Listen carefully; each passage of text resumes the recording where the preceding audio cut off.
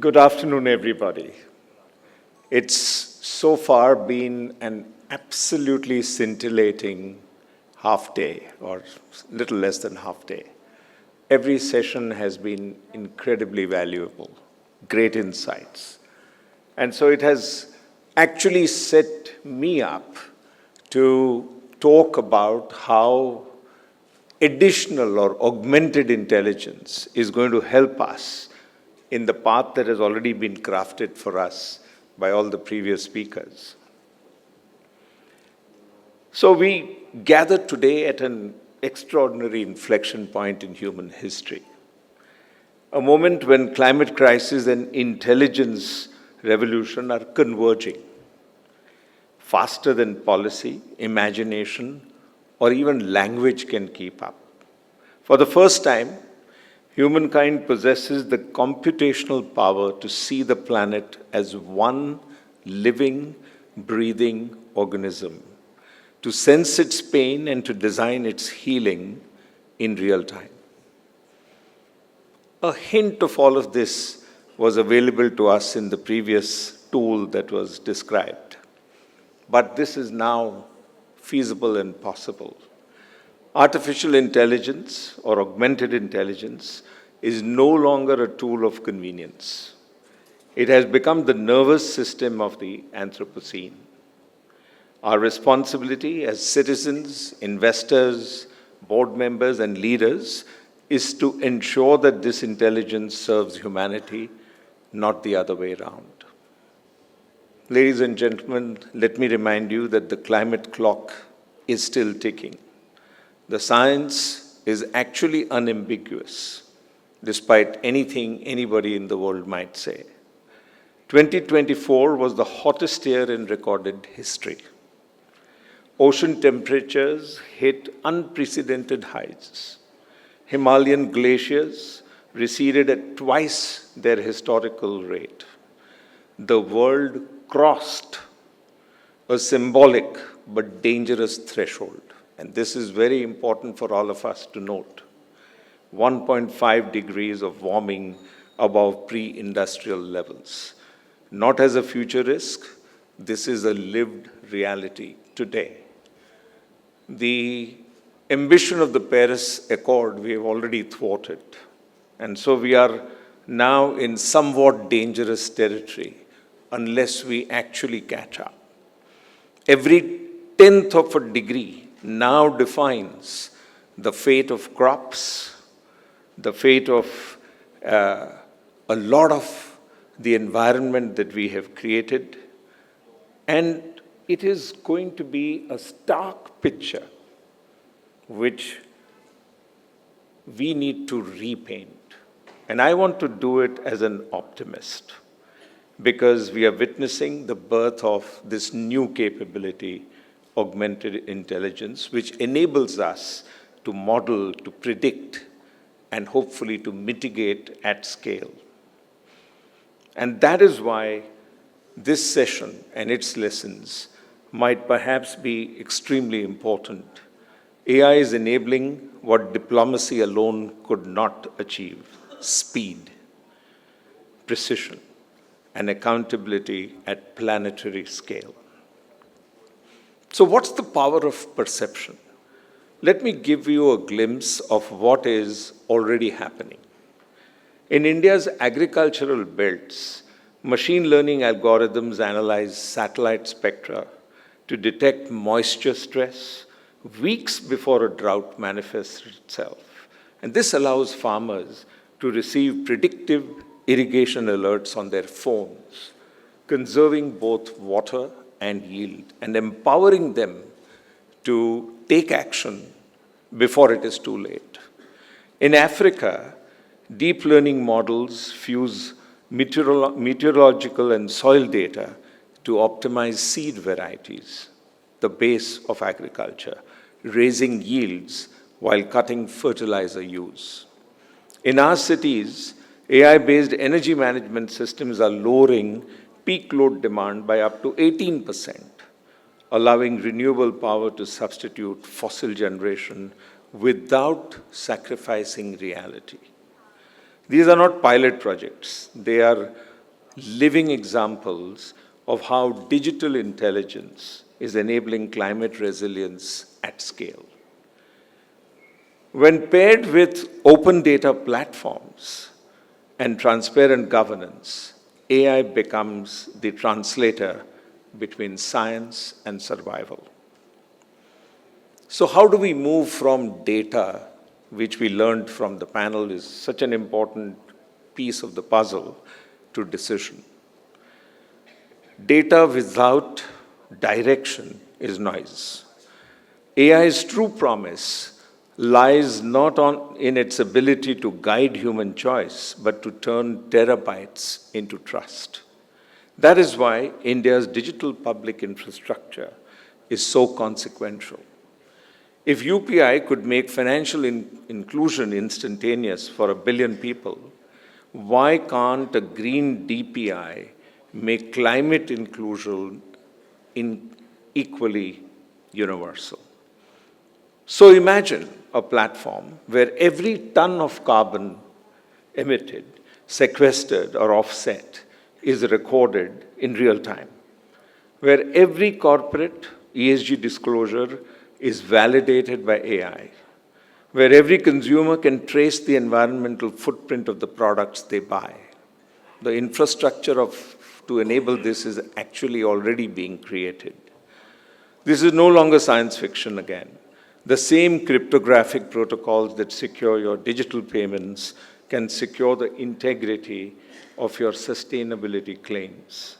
We can move from post-facto audits to real-time assurance. In a sense, AI gives us the means to make trust scalable.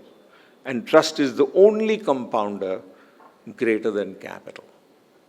Nothing is more potent than creating the trust after the awareness which we talked about earlier.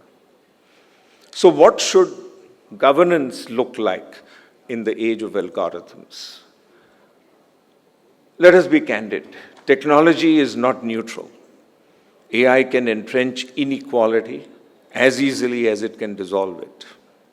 If algorithms are trained on biased data, they will reproduce injustice at machine speed. If they are deployed without ethical oversight, they can turn governance into surveillance.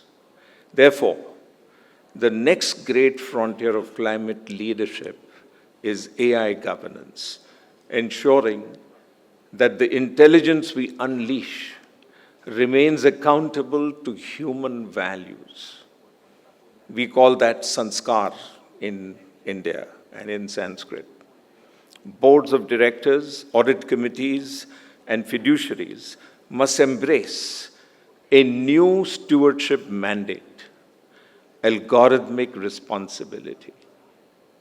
Every major enterprise should maintain an AI assurance framework. We just established an AI governance committee in one of the boards of a digital public infrastructure company. And what will this do? It will assess not only cybersecurity and data privacy, but also carbon intensity, bias, risk, and explainability. In the 2020s, we measured emissions in tons. In the 2030s, we will measure trust in teraflops.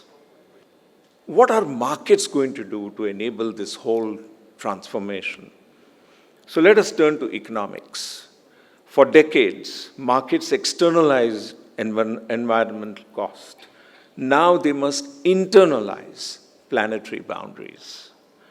AI is the enabler that can make this both profitable and practical. Take carbon markets. Today, verification of offsets is cumbersome, slow, and often contested. Machine learning models trained on multispectral satellite data can authenticate forest growth, soil carbon, or mangrove restoration within hours, cutting costs and fraud simultaneously. This accuracy unlocks the confidence that attracts capital. Capital funds regeneration. That is the connection that AI will enable us to make. We can finally align profitability with purpose, not through ideology, but through intelligence. So what is the new global compact?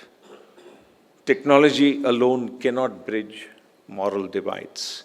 We must forge a global climate intelligence compact. And we can do that, Emily, through the CGI, a framework where nations share climate data, AI models, and risk analytics as global public goods. This is the critical thing. Some of the things that Eric said this morning, if it was known and available to the whole country, the whole feeling about climate governance would be so different. Just as the Montreal Protocol saved the ozone layer through cooperation, this new compact can safeguard the climate through code. India, with its experience in population scale digital inclusion, can lead.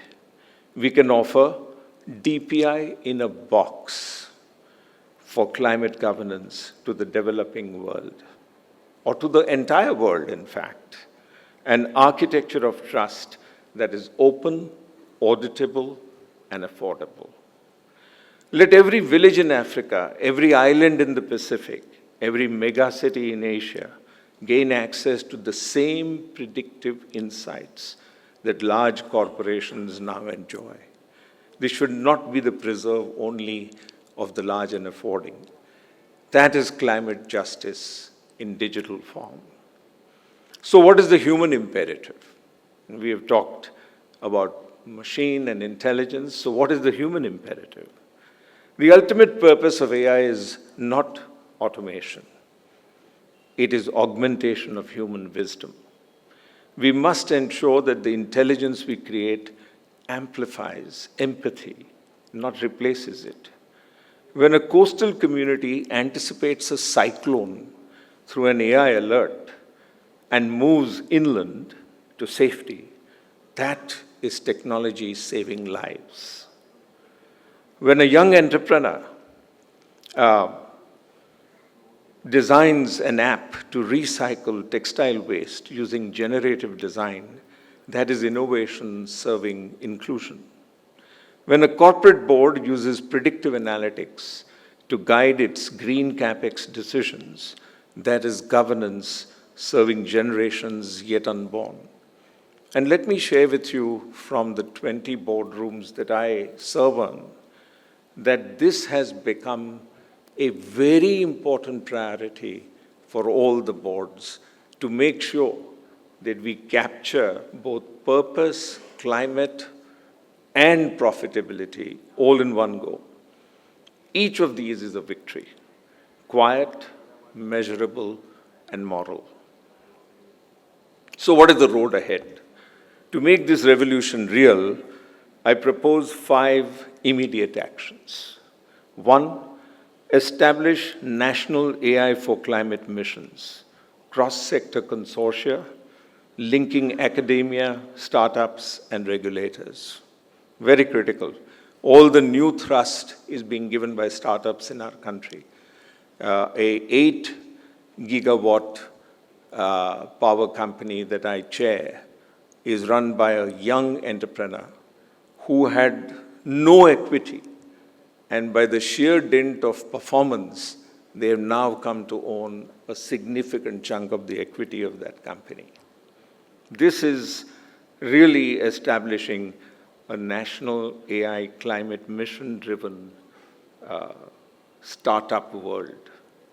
Adopt AI-based ESG assurance.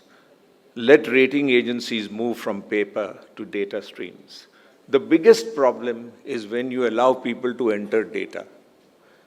If you capture data streams, which is what AI will enable, then you have an AI-based ESG assurance automated.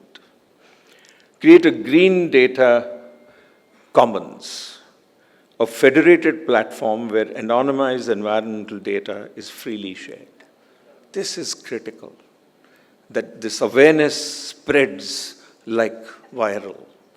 And I'm sure that it will have such a phenomenal impact if just the awareness about what is happening all over the world, the examples that we shared today, can become widely known. Mandate algorithmic disclosure. Every major corporate model affecting climate decisions should undergo independent review and train the next million climate coders, because the future's most powerful activists will not march, they will model. These steps can make AI our single most effective instrument of stewardship. So why is it India's moment to take leadership? We've already shown that trust, scale, and speed can coexist. Through Aadhaar, UPI, and DigiLocker, we have democratized access. We are the largest consumer of digital interactions in the world. Through organizations like Bharat Clean Rivers Foundation and our renewable energy mission, we are proving that sustainability and growth are compatible. Our next export to the world must be green governance. Climate system is built on verifiable data, ethical AI, and open architecture.